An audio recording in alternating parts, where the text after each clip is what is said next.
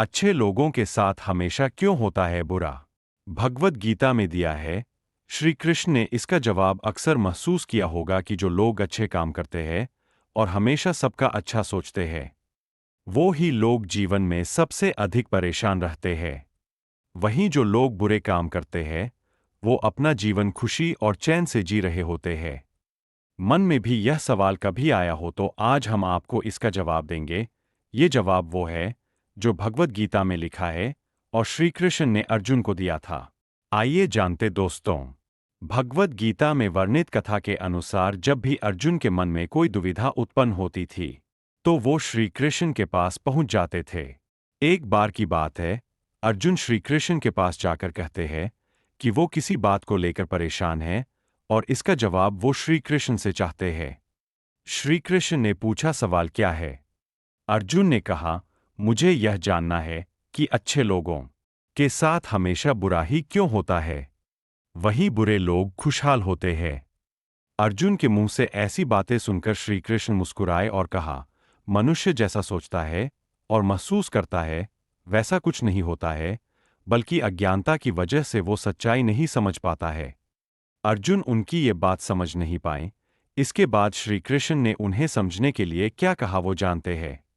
श्री कृष्ण ने अर्जुन से कहा, पार्थ, मैं तुम्हें एक कथा सुनाता हूं, उसे सुनकर तुम समझ जाओगे कि हर प्राणी को उसके कर्म के हिसाब से ही फल मिलता है। प्रकृति हर किसी को अपनी राह चुनने का मौका देती है। अब वो मनुष्य की इच्छा पर निर्भर करता है कि उसे धर्म की राह चुननी है या अधर्म की। कथा शुरू करते हुए श्री कृष्ण ने कहा, एक नगर में दो पुरुष रहते थे। एक पुरुष व्यापारी था जिसके जीवन में धर्म की बहुत महत्ता थी। वह पूजा पाठ में यकीन रखता था। वह हर रोज मंदिर जाता था और दान धर्म भी करता था और हर रोज भगवान की पूजा करता था। वही दूसरा पुरुष बिल्कुल विपरीत था। वह हर रोज मंदिर तो जाता था, लेकिन पूजा करने नहीं बल्कि मंदिर के बाहर से जूते चप्पल चुराने। उसे दान और धर्म से कोई लेना देना नहीं था। समय बीतता गया और एक दिन बहुत जोर की बारिश हो रही थी। इस वजह से मंदिर में पुजारी के अलावा कोई नहीं था।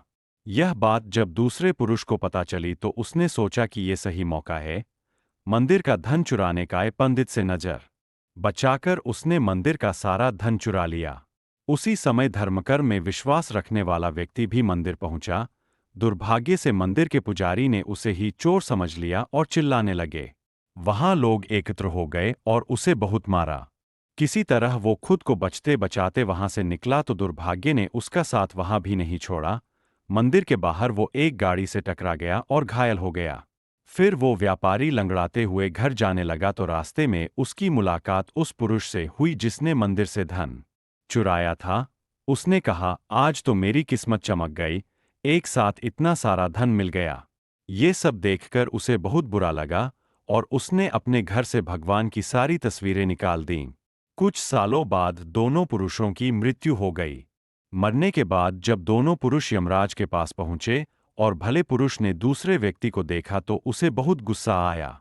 उसने क्रोधित होकर यमराज से पूछ ही लिया, मैं तो हमेशा अच्छे कर्म करता था, दान में विश्वास रखता था, उसके बदले जीवन भर मुझे अपमान और दर्द ही मिला और इस व्यक्ति ने हमेशा बुरे कर्म किए फिर भी इसे नोटों से भरी पोटली। आखिर ऐसा भेदभाव क्यों?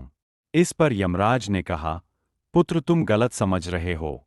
जिस दिन तुम्हारी गाड़ी से टक्कर हुई थी वो दिन तुम्हारे जीवन का आखिरी दिन था, परंतु तुम्हारे अच्छे कर्मों की वजह से तुम्हारी मौत सिर्फ एक छोटी से चोट में बदल गई। तुम इस दुष्ट व्यक्ति के बारे में जानना चाहते हो? दरअसल इसके भाग्य में राजयोग था, मगर इसके कुकर्मों और अधर्म की वजह से वो सिर्फ एक छोटी सी धन की पोटली में बदल गया। कथा सुनाने के बाद श्री कृष्ण अर्जुन से कहते हैं, क्या अब तुम्हें तुम्हारे सवाल का जवाब मिल गया?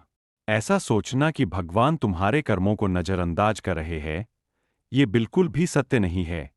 भगवान हमें कब क्या किस रूप में दे रहा है, मनुष्य को समझ में नहीं आता है, मगर आप अच्छे कर्म करते रहें तो भगवान की कृपा हमेशा बनी रहती है।